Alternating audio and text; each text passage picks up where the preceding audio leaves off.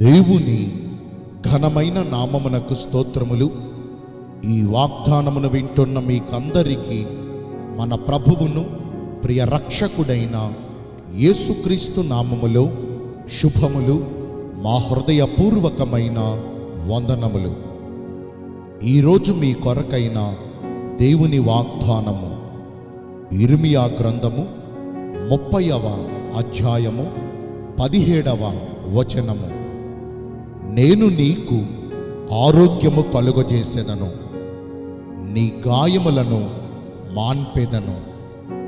ఇదే యెహోవా వాక్కు.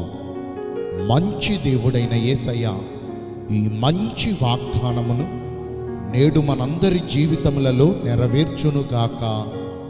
ఆమేన్.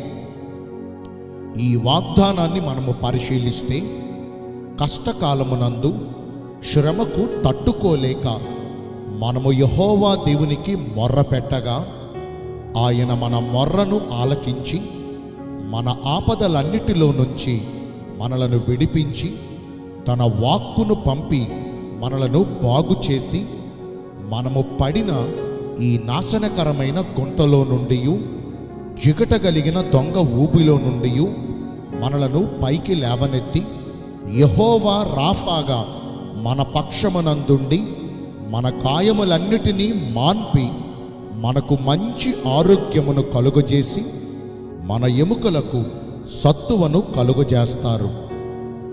మంచి దేవుడు ఈ మంచి వాగ్దానమును నేడు మనందరి జీవితాలలో నెరవేర్చాలంటే, మొదటిగా సమస్తమును చేయగలిగిన మన దేవుని యందు విశ్వాసమునుంచాలి. ఆయనను విశ్వసించువారంటే మన దేవునికి చాలా ఇష్టము. విశ్వాసము వలన అసాధ్యమైన కార్యాలు కూడా సాధ్యపరచబడతాయి. మన జీవితాల్లో ఆయన కృపను పొందుకుని మేలుకరమైన జీవితాన్ని అనుభవిస్తూ మన పరిస్థితులను బాగు చేసుకొనకపోవుటకు ఒకవేళ మనలో ఉన్న అపనమ్మికే కారణమేమో, ఆయన శక్తిని మన పూర్ణ హృదయముతో నమ్మటం మన వల్లైతే నమ్ముచున్న మనకు సమస్తమును సాధ్యమే.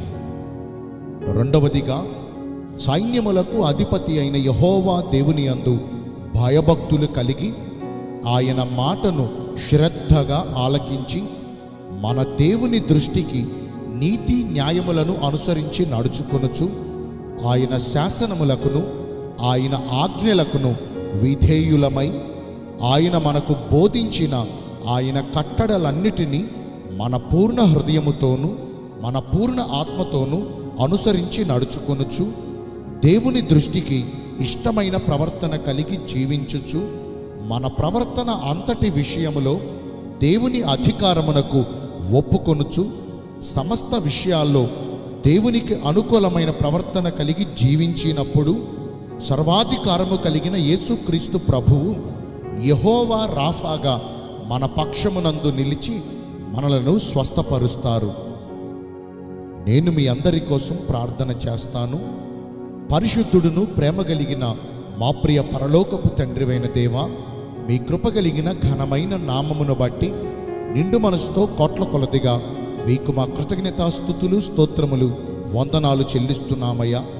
మీరు మా పక్షమునందు యెహోవా రాఫాగా ఉండి మమ్మను స్వస్థపరిచి మాకు మంచి ఆరోగ్యమును కలుగజేస్తానని ఈరోజు వాగ్దానము ద్వారా తెలియజేశారు. వాక్యానుసారముగా నడుచుకుని ఈ వాగ్దాన ఫలమును పొందుకునే కృపను నేడు మాకందరికీ దయచేయండి. ఈ రోజున ఎందరైతే పుట్టినరోజులను, వివాహ దినములను, ఇతరమైన శుభకార్యములను జరిగించుకుంటున్నారో వారందరికీ మెండైన దీవెనలు కుమ్మరించమని, మీ రాకడ కొరకు మమ్మను సిద్ధపరచమని యేసుక్రీస్తు ప్రశస్త నామమున ప్రార్థించి వేడుకొనుచున్నాను మా ప్రియ పరలోకపు తండ్రి. ఆమేన్. May God bless you all. Thank you.